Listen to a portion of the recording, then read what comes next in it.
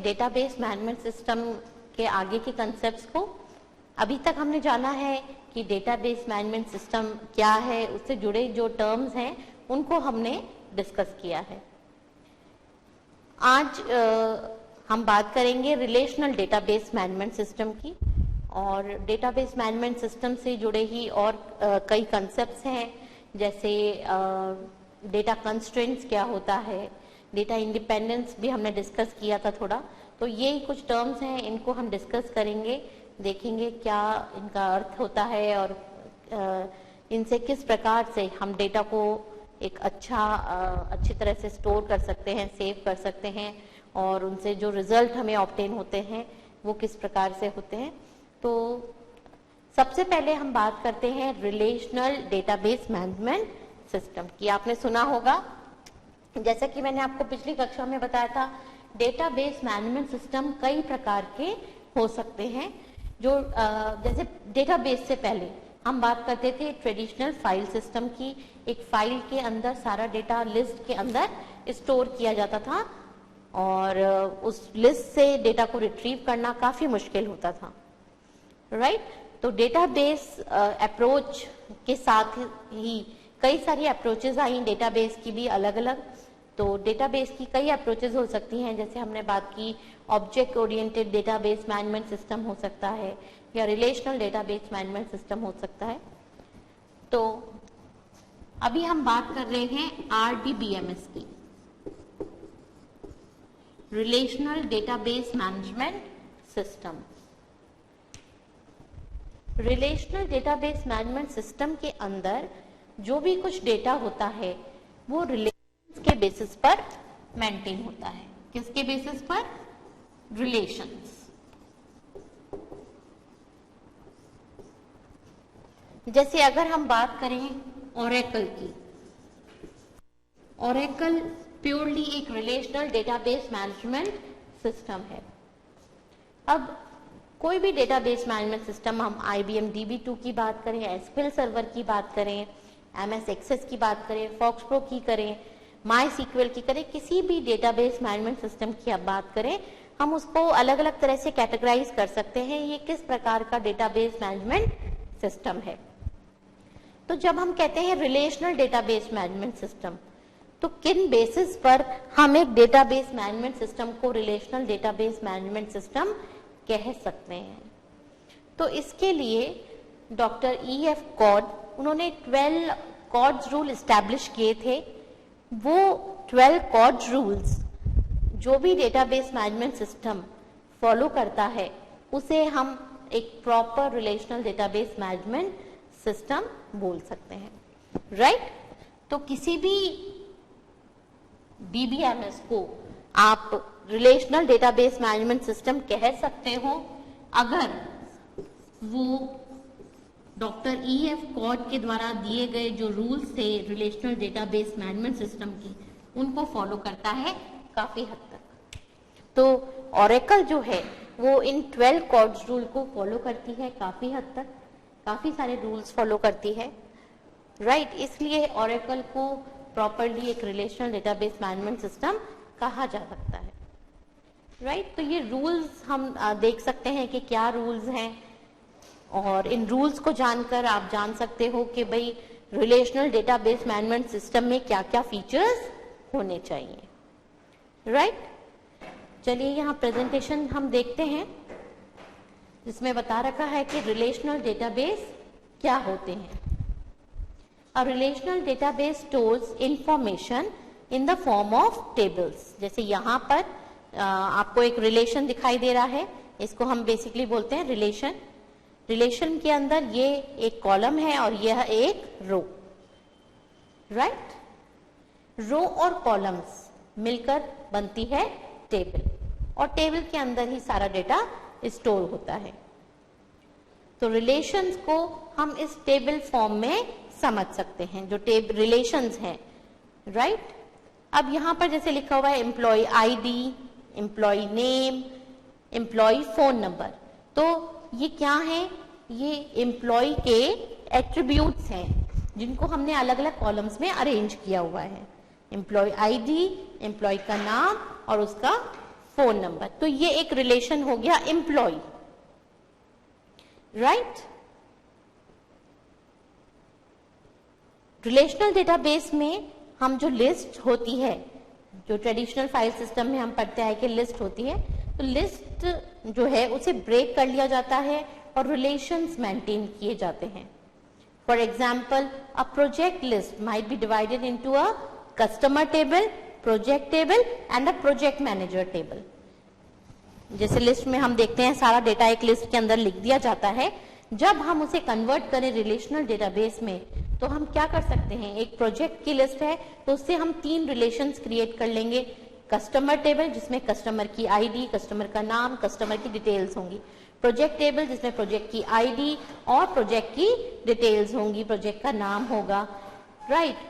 और एक होगी प्रोजेक्ट मैनेजर टेबल, राइट, जिसके अंदर प्रोजेक्ट का नाम, और ये देखिए ये टेबल्स हमने यहाँ पर दिखाई है।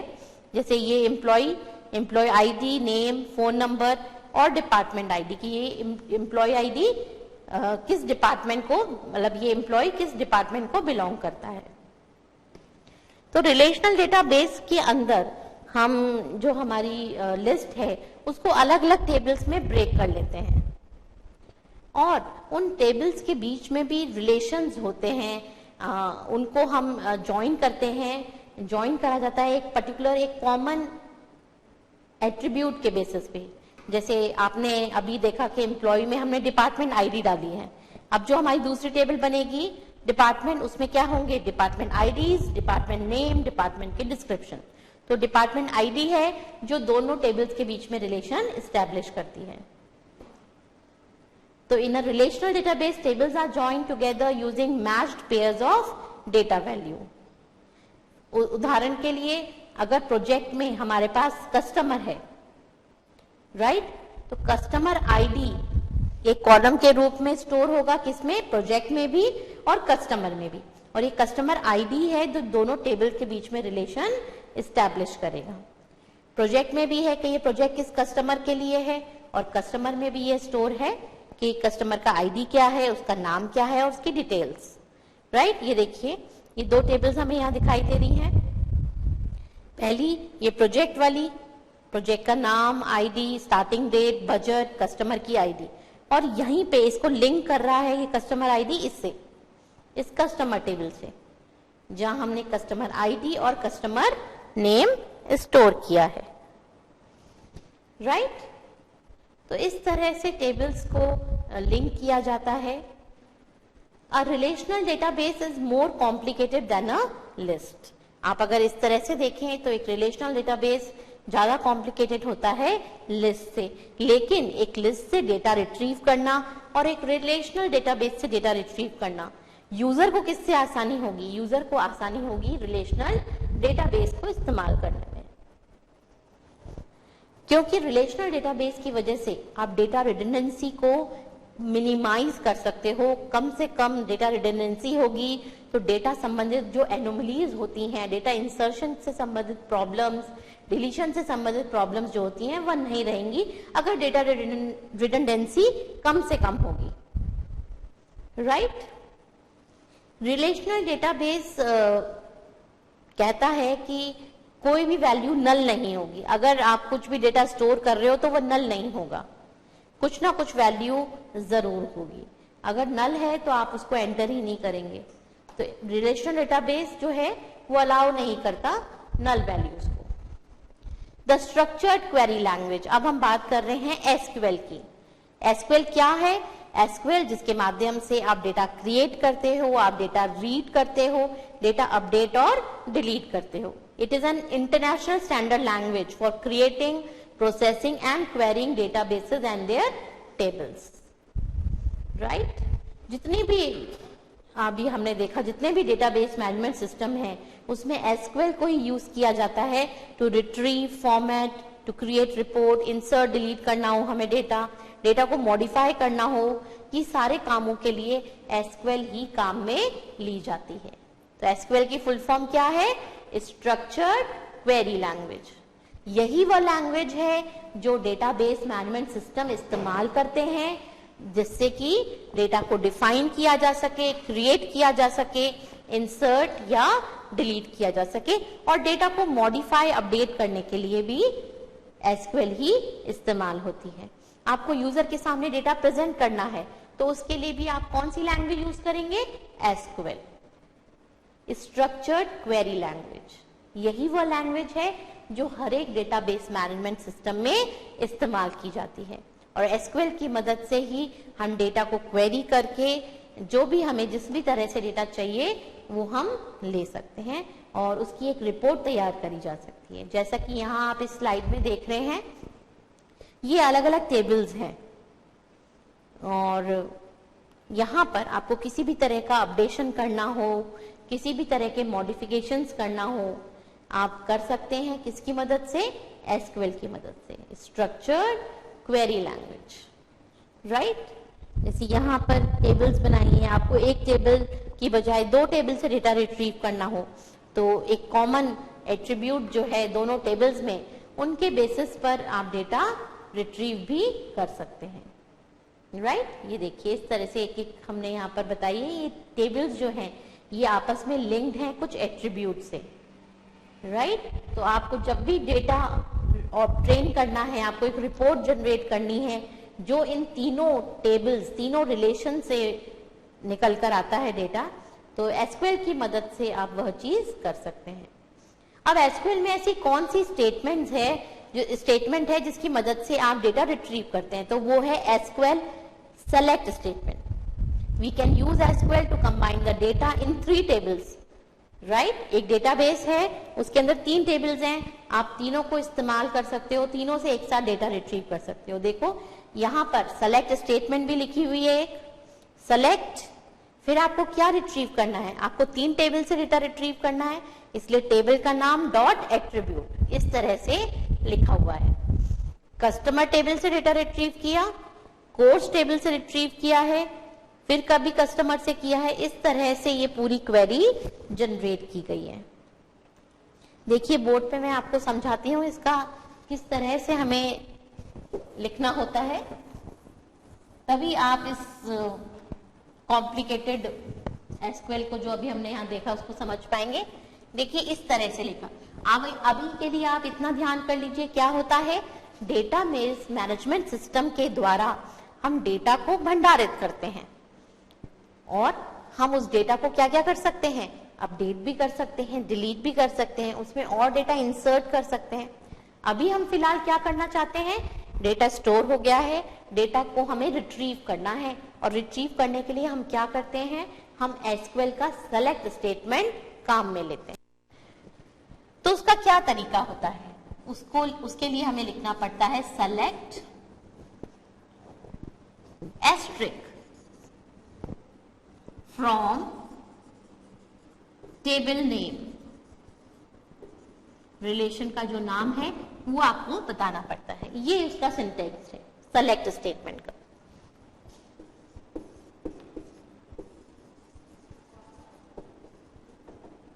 एसक्यूएल सेलेक्ट स्टेटमेंट, ये सिंटेक्स है और इस तरह से लिखकर आप रिट्रीव कर सकते हैं। जैसे मान लीजिए हमारी एक टेबल है कस्टमर, हमें सारे रिकॉर्ड्स देखने हैं तो हम क्या लिखेंगे? Select asterisk from customer. और इससे हम क्या करेंगे? ऑब्टेन, इसके द्वारा हमारे पास कस्टमर रिलेशन के सारे रिकॉर्ड्स आ जाएंगे। मान लीजिए हमें केवल कस्टमर का नाम देखना है तो हम क्या करेंगे? हम लिखेंगे सेलेक्ट कस्टमर नेम, एट्रीब्यूट जो है उसका नाम लिखेंगे फ्रॉम टेबल का नाम, राइट।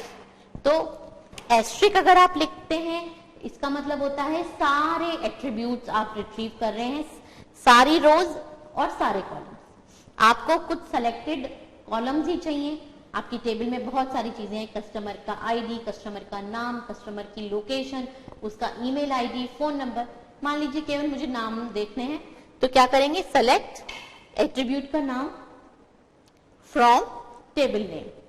तो इस तरह से आप सेलेक्टेड एट्रीब्यूट्स भी रिट्रीव कर सकते हैं, राइट। और भी बहुत तरह से सेलेक्ट स्टेटमेंट लिखी जाती है बच्चों, ताकि अलग अलग तरह से आप रिपोर्ट जनरेट कर सकें, आप डेटा क्वेरी कर सकें, राइट। तो ये चीजें आप समझे। जो भी डेटाबेस मैनेजमेंट सिस्टम है उसमें आप डेटाबेस डिफाइन करते हैं, डेटाबेस के अंदर आप अलग अलग तरह से टेबल्स बनाते हैं, उन टेबल्स में डेटा स्टोर करते हैं, राइट। और क्या करते हैं आप एसक्यूएल स्ट्रक्चर्ड क्वेरी लैंग्वेज को इस्तेमाल करके डेटा को डिफाइन भी कर सकते हैं, क्रिएट कर सकते हैं, इंसर्ट आपको करना है डेटा, या डिलीट करना है, या अपडेट करना है, कुछ भी कर सकते हैं। और अगर डेटा क्वेरी करना है तब भी कौन सी स्टेटमेंट आप इस्तेमाल करेंगे एसक्यूएल की? Select statement, right. एसक्यूएल की सेलेक्ट स्टेटमेंट से आप डेटा रिट्रीव कर सकते हैं, ऑब्टेन कर सकते हैं। ये क्लियर है आपको? यहाँ पर हमने सिंटेक्स देखा कि किस तरह से एसक्यूएल स्टेटमेंट लिखी जाती है, सेलेक्ट स्टेटमेंट, और डेटा हम रिट्रीव कर पाते हैं। चलिए, और तरह से किस तरह से इसमें मॉडिफिकेशन करके हम डेटा रिट्रीव करते हैं ये हम देखेंगे, लेकिन इस ब्रेक के बाद।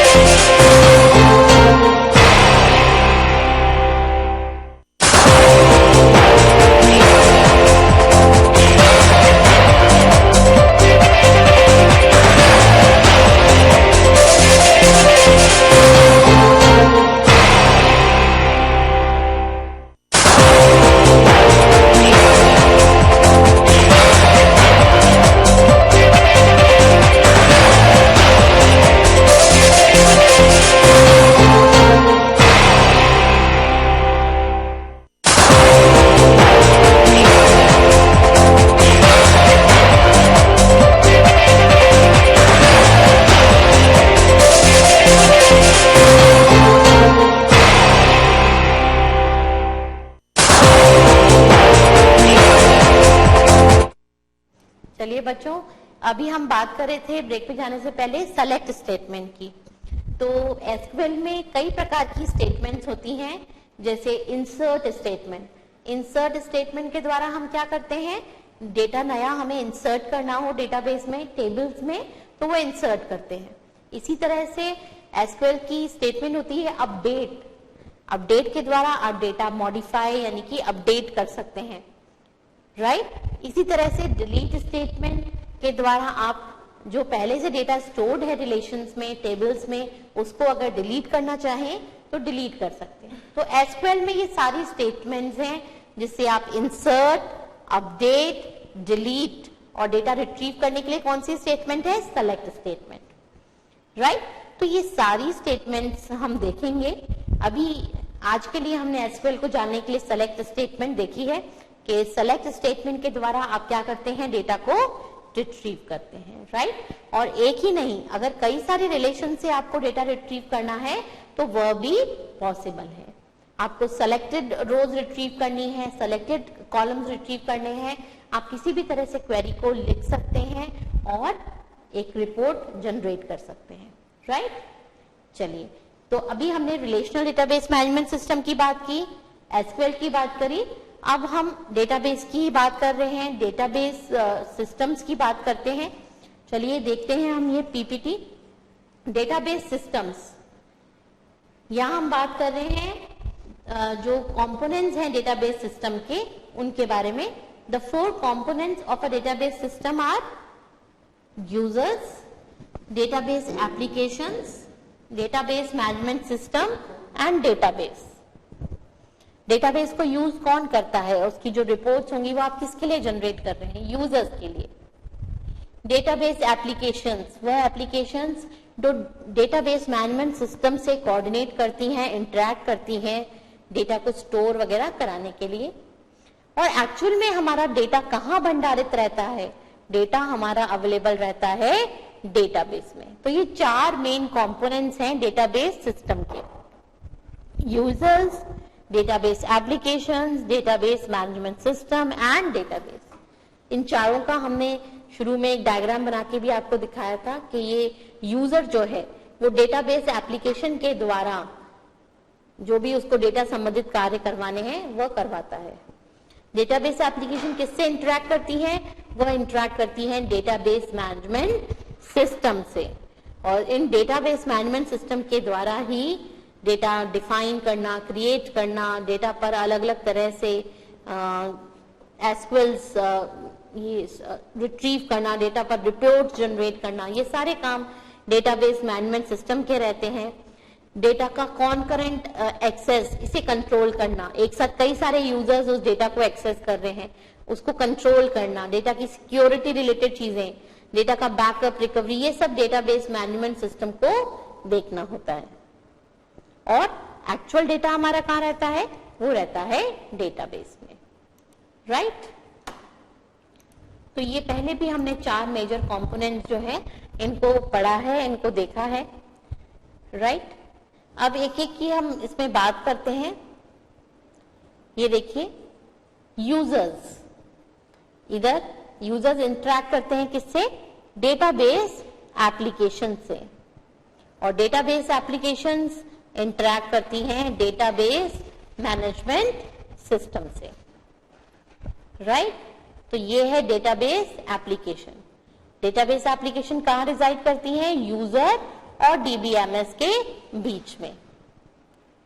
डेटाबेस एप्लीकेशन और डेटाबेस के बीच में है डेटाबेस मैनेजमेंट सिस्टम। जैसे हमने कहा एसक्यूएल सर्वर, या हमने कहा MS Access, FoxPro, IBM DB2, Informix, तमाम नाम है डेटाबेस मैनेजमेंट सिस्टम का। अलग अलग एप्लीकेशंस के हिसाब से अलग अलग प्रकार के डेटाबेस मैनेजमेंट सिस्टम आज मार्केट में अवेलेबल है। आप अपनी जरूरत के हिसाब से डेटाबेस मैनेजमेंट सिस्टम काम में ले सकते हैं। हमें रिलेशनल डेटाबेस मैनेजमेंट सिस्टम काम में लेना है, या हमें एक छोटे से एप्लीकेशन के लिए डेटाबेस मैनेजमेंट सिस्टम चाहिए, तो आप अपनी जो रिक्वायरमेंट है, आपकी जो एप्लीकेशन है, उसके हिसाब से आपको डेटाबेस मैनेजमेंट सिस्टम सेलेक्ट करना होता है, और सबसे लास्ट में है डेटाबेस मैनेजमेंट सिस्टम, जिससे इंटरैक्ट करता है डेटाबेस। डेटाबेस जिसमें एक्चुअल में हमारा डेटा भंडारित है। यहीं से हम डेटा को क्वेरी करते हैं। जब यूजर एप्लीकेशन के द्वारा रिक्वेस्ट करता है, ये रिक्वेस्ट जाती है डेटाबेस मैनेजमेंट सिस्टम के पास, और डेटाबेस मैनेजमेंट सिस्टम डेटाबेस से हमें डेटा देता है रिपोर्ट के फॉर्म में या जिस भी फॉर्म में हमने मांगा है। अब बात करते हैं यूजर्स की। यूजर क्या है? A user of a database system will use a database application to keep track of information. Use different user interface forms to enter, read, delete and query data. Actual में data enter कौन करेगा, delete कौन करेगा? User करेगा। इसकी जो request है वो कौन देगा? यूजर देगा। द डेटाबेस, डेटाबेस क्या है? डेटाबेस एक सेल्फ डिस्क्राइबिंग कलेक्शन है रिलेटेड रिकॉर्ड्स का। डेटाबेस के अंदर क्या है? डेटाबेस के अंदर स्टोर्ड है हमारा डेटा। किस फॉर्म में? रिकॉर्ड्स के फॉर्म में। रिकॉर्ड जब भी हमने देखा कैसे होते हैं, टेबल के फॉर्मेट में आपका डेटा स्टोर होता है, अलग अलग एट्रीब्यूट्स और अलग अलग rows. Self describing, the database itself contains the definition of its structure. Database खुद अपना डेफिनेशन जो है वो स्टोर करता है और उसे कहते हैं मेटा डेटा। मेटा डेटा क्या होता है? Meta data are data describing the structure of the data, right? Metadata क्या है? यह वह डेटा है जो आपके डेटाबेस के स्ट्रक्चर को डिफाइन कर रहा है। Metadata are data describing the structure of the data in the database. आपके डेटाबेस में डेटा जो है उसको डिस्क्राइब कौन करता है? Metadata. Tables within a relational database are related to each other in some way. Relational database में जो हम टेबल्स क्रिएट करते हैं उसमें ये सारा डेटा आपस में रिलेटेड होता है। जैसे हमने देखा कस्टमर टेबल थी और कस्टमर आईडी और प्रोजेक्ट टेबल थी, दोनों में कस्टमर आईडी का लिंक था। तो इस तरह से टेबल्स जो हैं वो आपस में लिंक्ड रहती हैं। यहाँ पर देखिए एक टेबल है, एम्प्लॉय आईडी, एम्प्लॉय का नेम और फोन नंबर, ये हम इसमें स्टोर करा रहे हैं। अब एम्प्लॉय आईडी क्या है? एम्प्लॉय आईडी एक इंटीजर है। इंटीजर डेटा इस कॉलम के अंदर स्टोर होगा, राइट? तो इसी तरह से अलग अलग कॉलम्स में हम अलग अलग तरह का डेटा स्टोर करते हैं। जैसी भी टेबल की रिक्वायरमेंट होती है, डेटा की रिक्वायरमेंट होती है, वैसा उसका टाइप होता है। जैसे अगर हमें डेटा पर कैलकुलेशंस करानी है तो हम इंटीजर डेटा स्टोर करेंगे, अदरवाइज हम स्ट्रिंग्स में स्टोर कर सकते हैं। अब बात करते हैं डेटाबेस कंटेंट की। डेटाबेस में क्या क्या होता है? डेटाबेस के अंदर होता है यूजर का डेटा, यानी यूजर की टेबल्स, उसके records. Meta data, Meta data क्या है? Description about the data. जो आपका डेटाबेस है उसके अंदर जो डेटा है उसका description, that is Meta data. Third, indexes and other overhead data. आपने इंडेक्स क्रिएट किया हुआ है उसके बारे में जानकारी, ये सारी चीजें डेटाबेस में होती हैं। इसके अलावा एप्लीकेशन का मेटा डेटा, एप्लीकेशन और डेटाबेस को किस तरह से आपस में इंटरैक्ट करना है, क्या करना है, उससे संबंधित उस तरह की जो इंफॉर्मेशन होती है वो कहलाती है एप्लीकेशन मेटा डेटा, राइट? तो ये मेन कंटेंट है डेटाबेस। एक डेटाबेस के अंदर क्या क्या हो सकता है वो ये सारी चीजें हैं। तो user data, Meta data, third indexes and other overhead data, और फोर्थ है application Meta data. A database management system serve as an intermediary between database application and the database. DBMS क्या है? एक इंटरमीडिएट है डेटाबेस एप्लीकेशन और database के बीच में। ये चीज हम समझ चुके हैं। डेटाबेस मैनेजमेंट सिस्टम है जो डेटाबेस की सभी एक्टिविटीज को कंट्रोल करता है, मैनेज करता है, right? DBMS create, process and administer करता है डेटाबेसेस को, right? The DBMS creates, processes and administers the databases it controls. जो databases उसके कंट्रोल में हैं, उनको क्रिएट प्रोसेस करना, ये सारे काम डेटाबेस मैनेजमेंट सिस्टम के होते हैं। और यहाँ हमने एक लिस्ट के माध्यम से डीबीएमएस के सारे फंक्शंस बताए। Create databases, create tables, create supporting structure, read database data यानी कि मेटा डेटा, मॉडिफाई डेटा यानी कि इंसर्ट करना, अपडेट करना, डिलीट करना, ये सब डेटाबेस मैनेजमेंट सिस्टम के कार्य हैं। Maintain database structure, enforce rules, जो इंटीग्रिटी कंस्ट्रेंट्स होते हैं, जो रूल्स होते हैं वो डेटाबेस पर अप्लाई करना। कंट्रोल कॉन्करेंसी, कॉन्करेंसी क्या होती है, एक साथ कई सारे यूजर डेटाबेस को एक्सेस कर रहे हैं, उस चीज को कंट्रोल करना। सिक्योरिटी प्रोवाइड करना, डेटा का बैकअप और रिकवरी परफॉर्म करना, ये सारे फंक्शंस होते हैं डेटाबेस मैनेजमेंट सिस्टम के। राइट, एक बार वापस इस लिस्ट को देख लीजिए। डेटाबेस क्रिएट करना, टेबल्स क्रिएट करना, सपोर्टिंग स्ट्रक्चर्स क्रिएट करना, डेटाबेस को रीड करना, ये सारी फंक्शंस जो है, कॉन्करेंसी कंट्रोल करना, बैकअप रिकवरी संबंधित सारे कार्य, डेटाबेस का डेटा मॉडिफाई करना, ये सारे कार्य होते हैं डेटाबेस मैनेजमेंट सिस्टम के। राइट, तो बच्चों ये सारे कार्य करता है डेटाबेस मैनेजमेंट सिस्टम। तो जब भी आपको कोई डेटा स्टोर करना है, कोई भी एप्लीकेशन है, उसके माध्यम से आप डेटा एक्सेस कर रहे हैं, तो एक डेटाबेस मैनेजमेंट सिस्टम ही है जो एक इंटरमीडिएट की तरह बिहेव करता है यूजर और डेटाबेस के बीच में। राइट, यूजर डायरेक्टली डेटाबेस को एक्सेस ना कर सके, बीच में है डेटाबेस मैनेजमेंट सिस्टम जिसके द्वारा ही डेटाबेस को एक्सेस करा जाता है। राइट, तो आज की हमारी कक्षा में हमने एसक्यूएल के बारे में बात करी, डेटाबेस मैनेजमेंट सिस्टम के बारे में बात करी, और मुझे उम्मीद है कि आपको सब समझ आया होगा। अभी हमें इसमें कुछ टर्म्स हैं जो और समझनी है, जैसे डेटा कंस्ट्रेंट्स, इंटीग्रिटी कंस्ट्रेंट्स क्या होते हैं। राइट, और एसक्यूएल को भी हमें डिटेल में जानना है जिससे हम खुद स्टेटमेंट्स लिख सकें टू क्वेरी, टू इंसर्ट और टू डिलीट डेटा। राइट, तो ये सब हम जानेंगे आगे की कक्षा में। आज के लिए बस इतना ही। Thank you.